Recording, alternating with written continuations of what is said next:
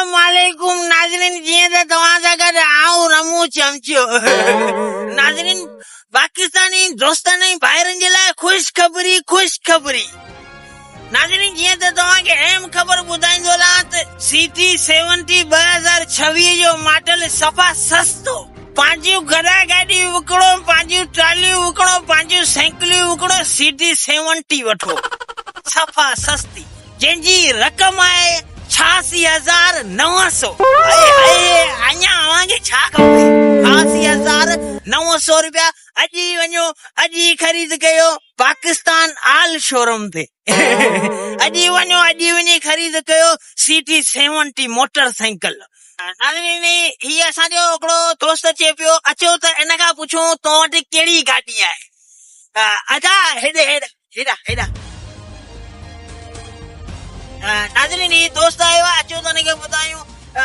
नाज़रीन, तव्हांखे अहम ख़बर ॿुधाईंदो हलां, जीअं त पाकिस्तान में CT70 मोटरसाइकिल सफ़ा सस्तो थी वियो। CT70? जी सफ़ा माना 600? सफ़ा घणे में? सिर्फ रक़म आहे सिर्फ 86,900 रुपया।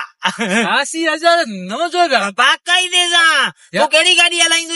यार आऊं चाइना जी गाॾी हला तबाह थी वियो आहियां। विकिणेसि चाइना जी गाॾी विकिणो, CT70 वठो। वाके वो चाइना जी गाॾी में रोज कम तबाह करे छॾियो असांजी चाइना यार गाॾी। माना CT70 86,000 लख यको वियो। यको चट। अॼु ई वञो, अॼु ई ख़रीद कयो। आऊं पाण मुंहिंजो दोस्त आहे, हुनखे मूं फोन करे ॿुधायां 2 गॾा विकिणी छॾे। आऊं बसि चाइना जी गाॾी विकिणां थो ऐं हिकिड़ी गॾो गाॾी उहो बि ॼाण थो 86,000 करे वञा थो शोरूम में कढायां थो वञो गाॾी CT70। ऐं कहिड़ी शोरूम कहिड़ी न? आल टू आल पाकिस्तान, जितां वणे नी उतां वञी वठ। आल टू आल पाकिस्तान किथे? आल टू आल पाकिस्तान। नाज़रीन, हीअ उहो वाहिद माण्हू आहे जंहिं अञा ताईं पाकिस्तान जा शोरूम बि कोन ॾिठा आहिनि। बाबा, तूं वेंदे पतीन वए, ठट्रो वए, गोलारची वए, कराची वए, हर जॻह ते शोरूम ई शोरूम।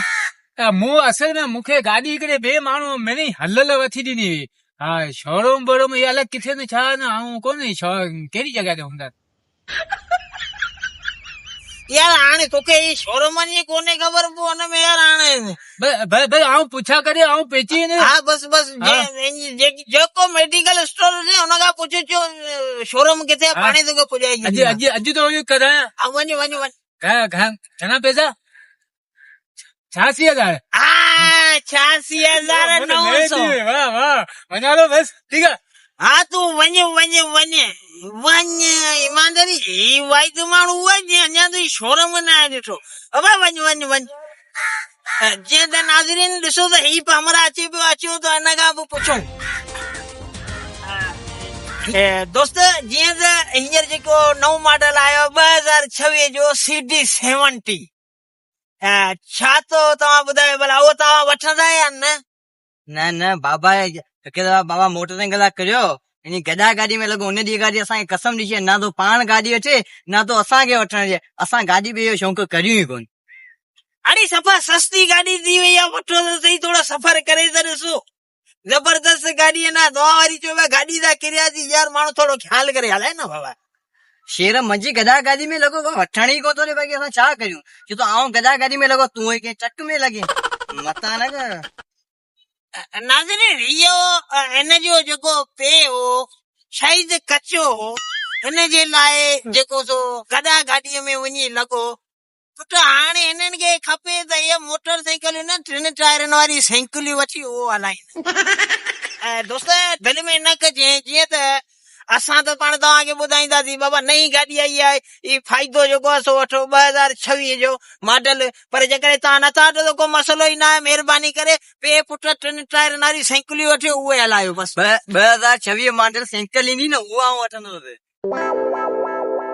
नाज़रीन, हिन ॻाल्हि जेकी ख़तम कराए छॾी आहे, ही साइकिलियूं इहे वठंदा।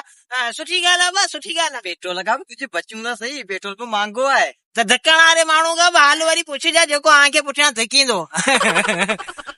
ठीकु आहे, भले तव्हां जेको तो वञो। दोस्तो, हे त सफ़ा अजीब क़िस्म जा माण्हू ने यार मोटरसाइकिल नथा वठनि बाक़ी 3 टायर वारी साइकिल ते हमारा राज़ी थी वियो हिन वक़्तु इहे ख़बरूं पूरी थियूं वरी बि पाण मिलंदासीं ॿिए बुलेट टाइम ते ओके अला कंदो ख़ैर